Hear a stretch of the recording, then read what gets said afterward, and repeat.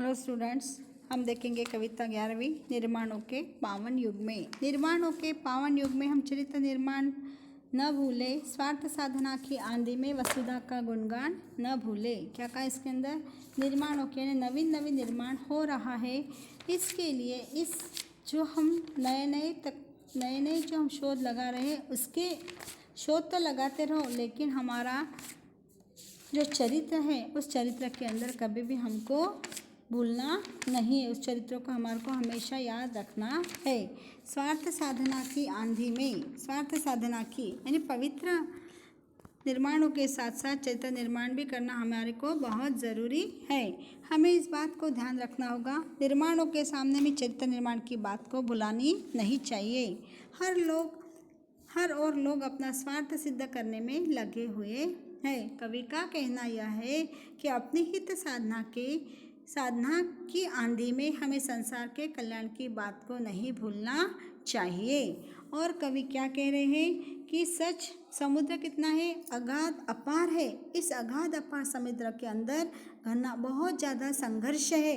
संघर्ष का कोई पारावार नहीं है, लेकिन जो साहसी व्यक्ति होता है वो मझधार में से निकलकर आगे चला जाता है। वो समस्याओं से डरता नहीं है, और समस्या से जो डरता नहीं है वो नए नए अनुसंधान का भी उपयोग करता है, नए नए अनुसंधान भी वो ढूंढ निकालता है। ये फिर से वही दो पंक्तियाँ हैं, वही अर्थ आएगा। नीचे का देखेंगे हम। शील विनय आदर्श श्रेष्ठता बिना झंकार नहीं, शिक्षा क्या सर स्वाद सकेंगी यदि नैतिक आधार नहीं है। कीर्ति कौमुदी की गरिमा में संस्कृति का सम्मान न भूले। क्या कहा इसके अंदर?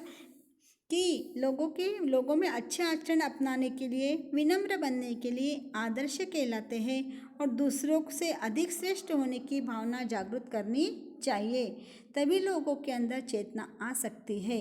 यदि किसी व्यक्ति में नैतिक आधार नहीं है तो उसकी शिक्षा किसी भी काम की नहीं है। चांदनी की शोभा की तड़क भड़क में हमें अपनी संस्कृति का सम्मान करना नहीं भूलना चाहिए। हमें कवि का कहना यही है कि निर्माणों के जो नवा विकास करना है, इस युग को बहुत पवित्र युग है, और इसके साथ साथ हमें चरित्र निर्माण को भी नहीं भूलना चाहिए। हमें अपनी इस बात को ध्यान रखना चाहिए कि निर्माणों के सामने हमें चरित्र निर्माण की बात नहीं भुलानी चाहिए। हर लोग अपना स्वार्थ सिद्ध करने में लगे हुए हैं। कवि का कहना यह है कि अपनी हित साधना की आंधी में हमें संसार का कल्याण नहीं भूलना चाहिए। आगे देखेंगे। आविष्कारों की कृतियों में यदि मानव का प्यार नहीं, सृजनहीन विज्ञान व्यर्थ है, प्राणी का उपकार नहीं, भौतिकता के उत्थानों में जीवन का उत्थान न भूले। निर्माणों के पावन युग में हम चरित्र निर्माण न भूलें। स्वार्थ साधना की आंधी में वसुधा का कल्याण न भूलें। कवि का कहना है कि आविष्कार दिन पे दिन नई नई वस्तुएं आ रही है, तो इन आविष्कारों के अंदर मनुष्य का काम कम हो रहा है। मनुष्य को काम ही नहीं है। उस मनुष्य का जो प्राणी जो काम करता था, सारी मशीनें ने काम ले लिया है।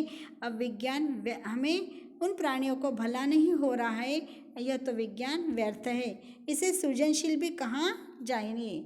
इस भौतिक तड़क भड़क के प्रभाव में आकर हमें अपने जीवन का उत्थान नहीं भूलना चाहिए। आया समझ में? और फिर से वो दो पंक्तियाँ प्रावणों में, तो वही अर्थ वापस यहाँ पर आ रहा है। समझ में आया ये अर्थ?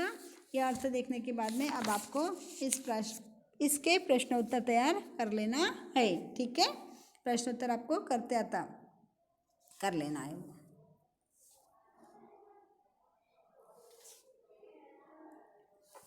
जा रहे कह लो।